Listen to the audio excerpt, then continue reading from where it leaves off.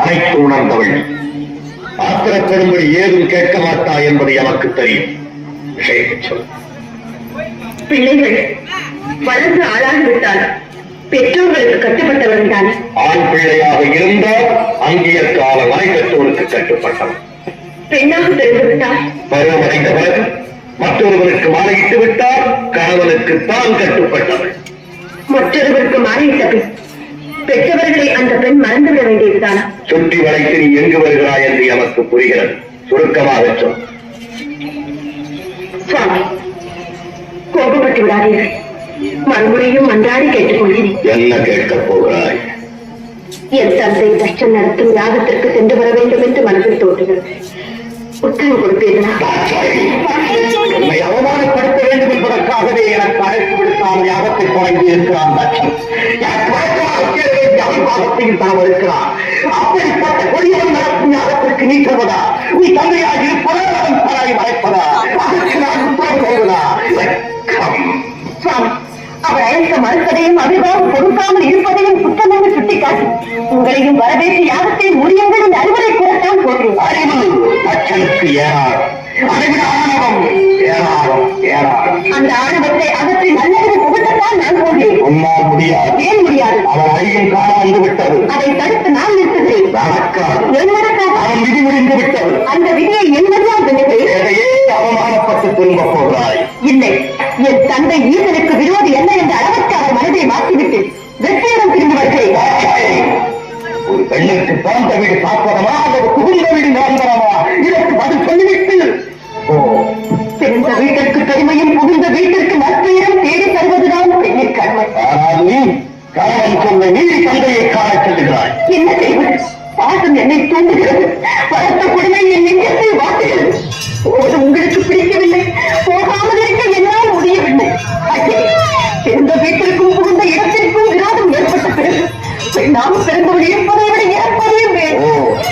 தந்தையின் பாசம் என்னையும் இரு அளவுக்கு வந்துவிட்டது. தவறுதான், என்னை மன்னியுங்கள். சென்று வர உத்தரவிடுங்கள். இது உன்னிடமும் விளையாடுகிறது. போய் வா என்று சொல்லுங்களே.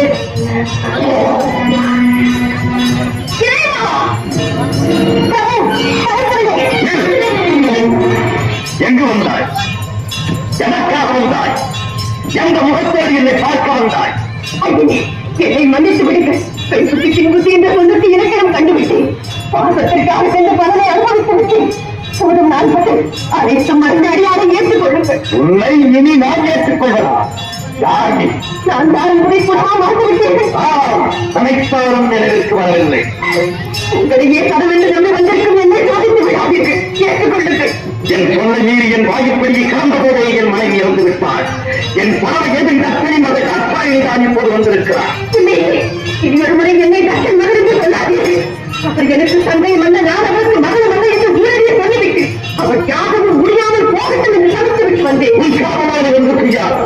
என்னால் ஏவப்பட்டிருக்கும் வீரவசன் நேரம் தக்கனை பழிவாங்கி யாகத்தையும் அழித்திருப்பான். எப்படியோ சரி, என்னை பொறுத்தவரை தவறை உணர்ந்து விட்டேன்.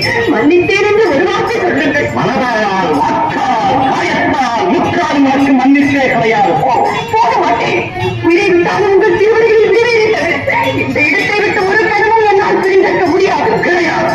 என்னோடு சேர்ந்து வாழும் பாக்கியம் இனி உனக்கு கிடையாது. சோதித்தது போதும்.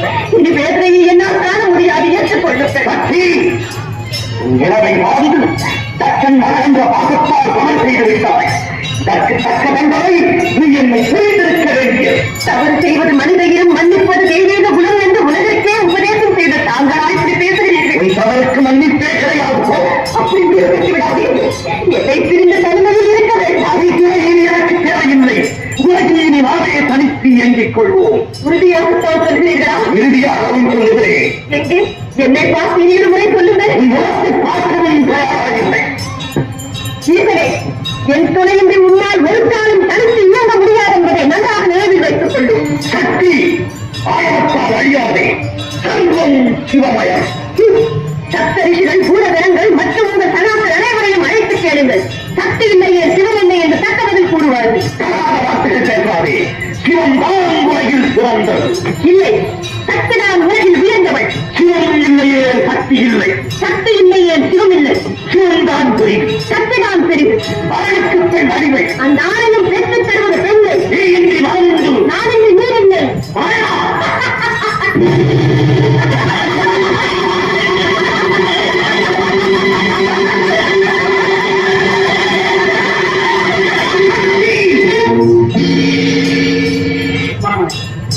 அறிந்தும் அறியாதவர்கள் எதற்காக இந்த நாடகம்? சக்தி இல்லையே சிவம் இல்லை, சிவம் இல்லையே சக்தி. இருவரும் சேர்ந்திருப்பதுதான் உலகம். நம் தனது சிவசக்தி சமயங்களாய் காட்டு.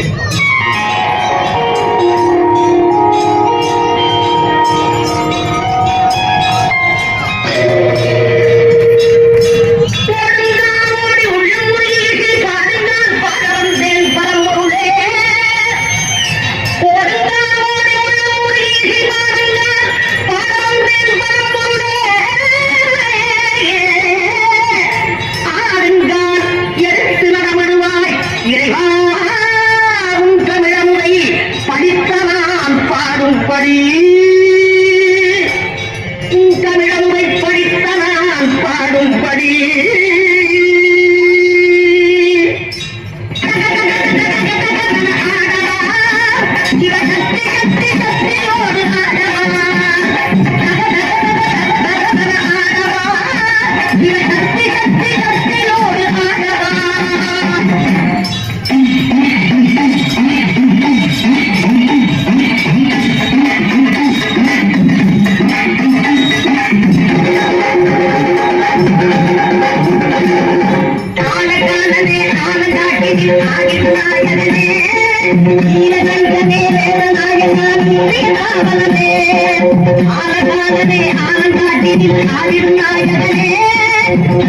ஆனந்தாட்டினே